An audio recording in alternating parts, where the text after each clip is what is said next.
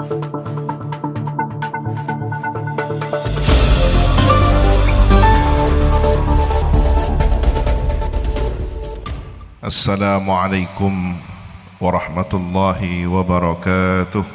Bismillahi ma sya Allah, la yasuqul khaira illallah. Bismillahi ma sya Allah, la yasrifus su'a illallah. Bismillahi ma sya Allah, ma kana min ni'matin faminallah. Bismillahi ma sya Allah, la hawla wa la quwwata illa billahil aliyyil azim.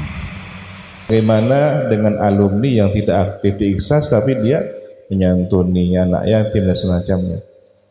Mungkin begini, standar kebaikan itu harus diperjelas dulu. Ya, standar kebaikan. Santunan anak yatim, kemudian dibandingkan dengan aktif di Ikhlas. Ini kan yang am dengan khos, tidak sebanding.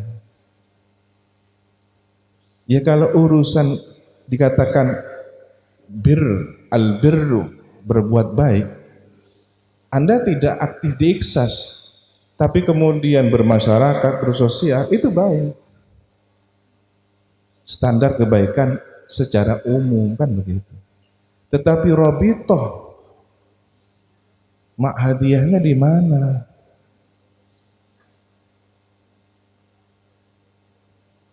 Enten guna tak nur Ikhlas tapi guna tawassul. Baik, alhamdulillah. Tetapi ketika Anda berada di tempat yang di situ nadhrahnya guru, pandangannya guru tertuju kepada Anda, maka Anda lebih mendapatkan tempat. Jangan guru nah, biar tunjukkan tok. Maklaya bas dan guna. Tikal gay guna nang budi baik. Baik apa enggak kira-kira? Karena yang diharapkan gurunya di sini tempatnya. Nah, ketika guru kita berharap, ayo santri, Robitoh hadiahnya di Ikhlas. Kemudian dia berkata, empon ya tikal dan gue tak ada Ikhlas, andik jalo tibik ke ajunan. Gimana kira-kira? Wa matua panja. Kan gitu. Jadi standar kebaikan Robitoh Ma'hadiyah itu khas, sesuatu yang spesial, yang khusus.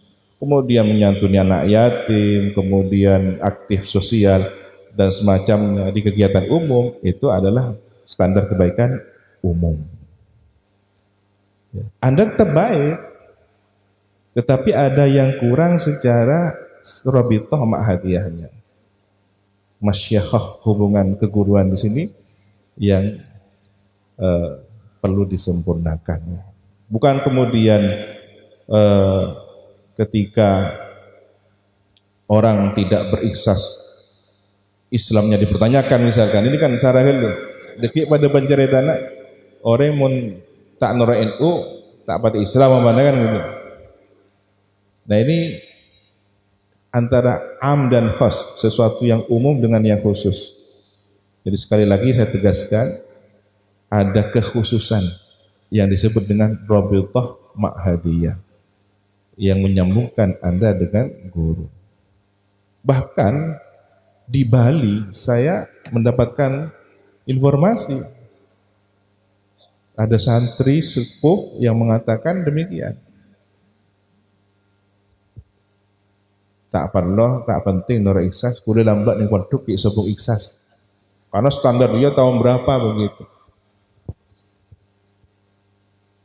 Nah ini sama halnya nanti dengan periode kan gitu ya.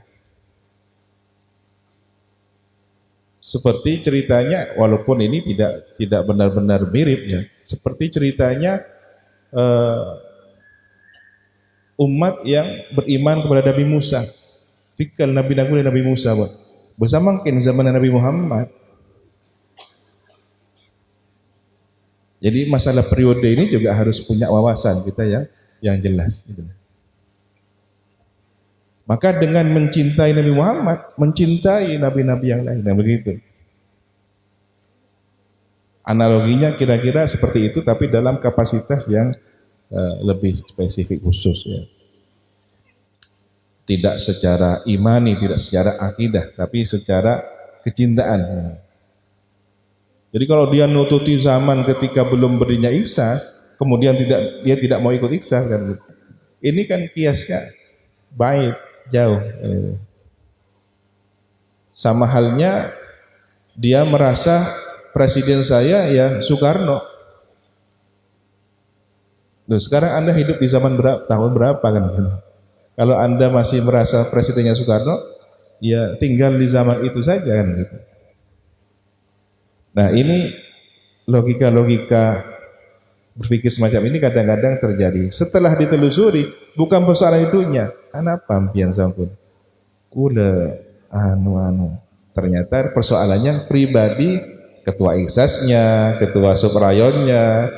Nah, ini interest pribadi dibawa kepada urusan organisasi. Inilah yang tadi sebenarnya masuk ke pertanyaan apa? Relasi ya. Gara-gara relasinya kurang bagus, tidak membangun sinergitas antara pengurus dengan anggota, maka yang disalahkan organisasinya. Itu di mana-mana terjadi, tidak hanya di situ Bondo. Rayon-rayon yang lain rata-rata begitu. Potensi tidak beraktif di iksas semua ya gara-gara pribadi. Begitu nanti ganti kepengurusan sudah berubah. Begitu dia dijadikan pengurus, semangat dia. Nah, membawa hal-hal yang tadi secara prinsip itu sebenarnya wilayah umum dibawa kepada wilayah khusus, ternyata hanya persoalan-persoalan pribadi. Nah, ini yang perlu difahami dengan cerdas ya. Terus relasi sudah ya terjawab ya. Relasi dengan organisasi lain dengan diperluas ya, jaringannya diperluas. Makanya pentingnya kaderisasi di sini. Yang senior bantu juniornya untuk dikenalkan. Biar kasa. Kadang-kadang enggak, dia ingin zaman saya yang sukses. Adik-adik kelas saya enggak sukses. Sehingga dia merasa terpuji ketika tak pada zaman nampian ketika tua, senang. Itu bukan pemimpin. Pemimpin yang sukses ketika dia mengkader generasi berikutnya bahkan lebih baik dari dirinya. Itu baru pemimpin yang sukses. Ya. Seperti orang tua punya anak, jangan berpikir dangkal ya.